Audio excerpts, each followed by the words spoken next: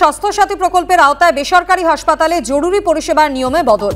জরুরি পরিষেবার নিয়মে বদল আনলো সরকার। এই বিষয় নিয়ে বিস্তারিত জানতে কথা বলে নেব। আমাদের সঙ্গে টেলিফোন লাইনে রয়েছেন প্রতিনিধি সন্দীপ সরকার। সন্দীপ, স্বাস্থ্যসাথী প্রকল্পের আওতায় কি ধরনের নিয়ম বদলের কথা ঘোষণা করা হয়েছে সরকারের তরফ থেকে? দেখো, স্বাস্থ্যসাথী প্রকল্পে জরুরি পরিষেবা পেতে গেলে অর্থাৎ কারোর যদি দুর্ঘটনাজনিত কোনো চিকিৎসা দরকার পড়ে তাহলে 48 ঘন্টার মধ্যে সংশ্লিষ্ট ব্যক্তিকে বেসরকারি হাসপাতালে নিয়ে যেতে হবে। 48 ঘন্টার পরে যদি কাউকে নিয়ে যাওয়া হয় দুর্ঘটনাজনিত সমস্যার চিকিৎসায়, তাহলে স্বাস্থ্যসাথী প্রকল্পের আওতায় বেসরকারি হাসপাতাল থেকে চিকিৎসার সুবিধা মিলবে না।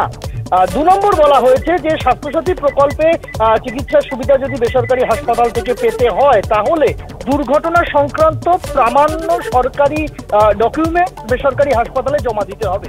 এখন দুর্ঘটনা সংক্রান্ত প্রামাণ্য সরকারি ডকুমেন্ট বলতে যেটা বোঝায় তা হলো মেডিকেল সার্টিফিকেট, আমরা যাকে এমসি বলি। সেই এমসি সরকারি হাসপাতালে জরুরি বিভাগে নিয়ে গেলে পাওয়া যায়। অর্থাৎ সেই রোগীকে সরকারি হাসপাতালে নিয়ে গিয়ে সেখান থেকে এমসি করিয়ে সেই এমসি রিপোর্ট সঙ্গে রেখে তারপর 48 ঘন্টার মধ্যে যদি বেসরকারি হাসপাতালে নিয়ে যাওয়া যায় তাহলেই একমাত্র স্বাস্থ্যসাথী প্রকল্পে চিকিৎসার সুবিধা মিলবে বেসরকারি হাসপাতালে। এর পাশাপাশি আরেকটা নিয়মে বদল আনা হয়েছে। বলা হয়েছে যে অর্থোপেডিক অপারেশন যদি দরকার পড়ে রোগীর, সেই অর্থোপেডিক অপারেশন করাতে হলে একমাত্র সেই বেসরকারি হাসপাতালের তরফে সরকারের পোর্টালে যে চিকিৎসকের নাম আগে থেকে নথিভুক্ত রয়েছে অর্থোপেডিক সার্জন হিসেবে, একমাত্র তিনিই করতে পারবেন অপারেশন। অন্য কেউ যদি এই অপারেশন করেন তাহলে স্বাস্থ্যসাথী প্রকল্পের সুবিধা পাবে না রোগী। অর্থাৎ একাধিক বদল আনা হয়েছে রাজ্য সরকারের তরফ থেকে। ধন্যবাদ সন্দীপ।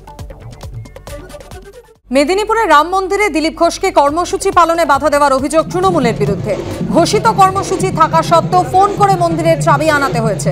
পুরোহিতকেও মন্দিরে আসতে নিষেধ করে দেওয়া হয়েছে। অভিযোগ মেদিনীপুরের বিজেপি সাংসদ দিলীপ ঘোষের।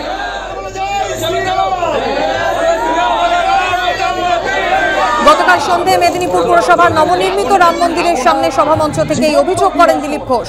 সভামঞ্চের পাশে মমতা বন্দ্যোপাধ্যায় এবং অভিষেক বন্দ্যোপাধ্যায়ের ছবি সহ হোর্ডিং লাগানো নিয়েও কটাক্ষ। মন্দিরে ঢুকতে বাধা দেওয়ার অভিযোগ অস্বীকার করেছেন তৃণমূল পরিচালিত মেদিনীপুর পুরসভার চেয়ারম্যান।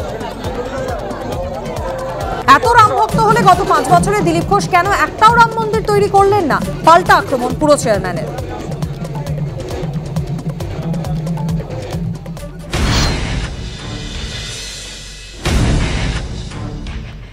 রামের কাজে কেউ বাধা দিতে পারে না, কিন্তু যাদের বাধা দেওয়ার অভ্যাস তারা চেষ্টা করেছেন।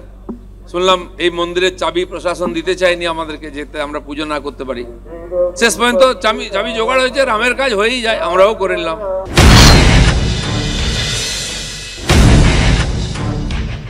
আমাদের পুরোহিত সকালবেলায় 8টার সময় যান, 8টা থেকে 9:30 পর্যন্ত থাকেন।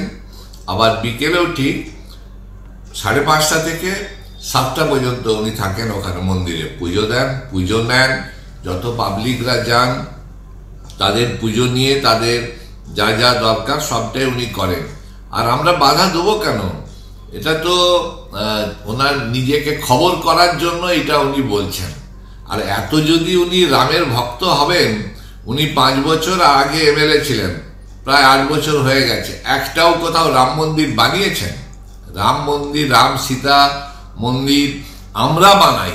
আমরা হিন্দুত্ব বড় প্রকাশ করি, আমরা রামকে নিয়ে রাজনীতি করি না। দিলীপদা is most welcome to go there. সবাই ওখানে আছেন, মন্দির খোলা আছেন। ওনাদের মনে যদি এখন এইসব কনস্পিরেসি থিওরি ঘুরে বেড়ায় তাহলে আমি কি করতে পারি বা আমরা কি করতে পারি? দিলীপ ঘোষ উনি আমাদের এমপি, ইজ মোস্ট ওয়েলকাম। দিলীপদাকে আমি বলছি, দিলীপদা প্লিজ যান, আপনি ভালো করে পুজো দিন।